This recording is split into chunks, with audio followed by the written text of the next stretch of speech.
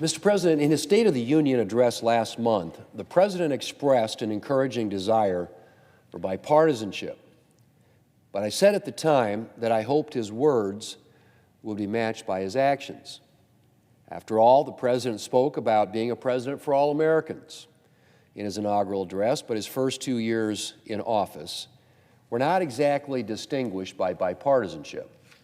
So while I was encouraged by the President's words in his State of the Union address, as I said, I'm looking for them to be matched by his actions. And renominating a slew of extreme nominees, as the President has done so far this year, is no way to start. So far this year, the President has renominated at least 16 individuals who were unable to get any bipartisan support in the last Congress. They include an individual with serious unanswered questions about his possible role in a movement to push out senior career officials at the Consumer Financial Protection Bureau in favor of Biden loyalists. Multiple individuals aligned with Democrats' radical Green New Deal agenda. A nominee who has repeatedly embraced anti-police rhetoric. Multiple abortion extremists. A leftist litigator who has called the U.S. Senate and the Electoral College anti-democratic institutions, and who has admitted that he is motivated by his hatred of conservatives. And the list goes on. And then, of course, there's the nominee who recently appeared in front of the Senate Commerce Committee for the third time, Gigi Sohn. This is Ms. Sohn's third nomination to the Federal Communications Commission during the Biden administration. Her previous two nominations stalled thanks to her inability to garner any bipartisan support. And with good reason, because Gigi Sohn has to be the poster child for terrible presidential nominees. Although I support the Biden judicial nominee who couldn't, although I suppose the Biden judicial nominee who couldn't explain Article 2 of the Constitution should also be in the running for that title of worst presidential nominee.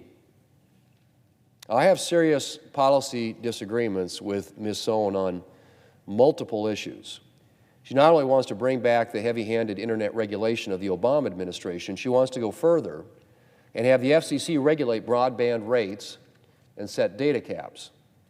This should discourage broadband investment and threaten U.S. leadership in 5G, or this would discourage, I should say, broadband investment and threaten U.S. leadership in 5G, as well as diminish internet access opportunities for Americans outside of major urban and suburban areas.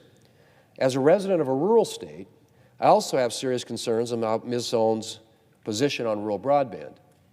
She's been publicly hostile to the efforts of rural broadband companies to expand reliable internet access to rural areas, while at the same time she supported the use of scarce government dollars to overbuild networks in already well-served areas.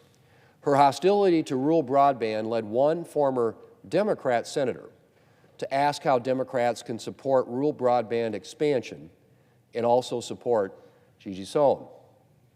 But, Mr. President, my concerns with Ms. Sohn don't end there. I not only have serious policy disagreements with Ms. Sohn, I have serious questions about her character and fitness for the office for which she is nominated. The Federal Communications Commission has jurisdiction over radio, TV, and the internet, which means that it deals with a number of sensitive issues, notably free speech issues. And for that reason, it calls for commissioners who are thoughtful, fair, and impartial. Ms. Sohn is none of these. She is a virulent and unapologetic partisan, known for speaking disparagingly of conservative media outlets, the same outlets I would add that she would be regulating, and of politicians who disagree with her. Her nomination is opposed by a wide range of organizations, including the left-of-center Progressive Policy Institute, which opposes her due to, and I quote, pattern of illiberal intolerance for voices on the left who dissent from her hard left orthodoxies, end quote. Ms. Sohn is the very opposite of fair and impartial.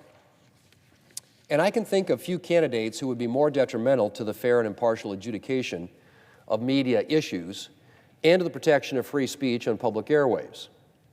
But the problems with her nomination don't even end there. Ms. Thune has raised serious ethics questions recently with her political donations to several Democrat senators at the same time that her nomination was before the United States Senate. One of those donations was actually given to a member of the Commerce Committee, which of course is the committee considering her nomination.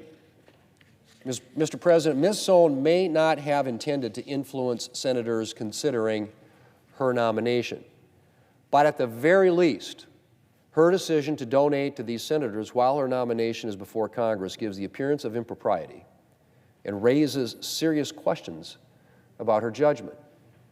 But her ethical issues don't end there. She was less than forthcoming with the Commerce Committee about her time on the board of a company that was found to be operating in violation of copyright laws. And questions remain about how she got the substantial settlement against her company drastically reduced. Ms. Thune has volunteered to recuse herself, if she's confirmed, on a variety of issues related to broadcasting and copyright violations because of her involvement with this company and the settlement. But I'm hard-pressed to understand why we would choose a commissioner who would have to recuse herself from participating in substantial parts of the FCC's work. Mr. President, unfortunately, there's a lot more I could say about the problems with Ms. Thune's nomination, but I'll stop here. Suffice it to say that I cannot think of a less appropriate candidate for this position. Instead of continuing to attempt to place a virulent partisan like Ms. Thune at the FCC, the President should nominate a qualified candidate who will do his or her job in a fair and impartial manner.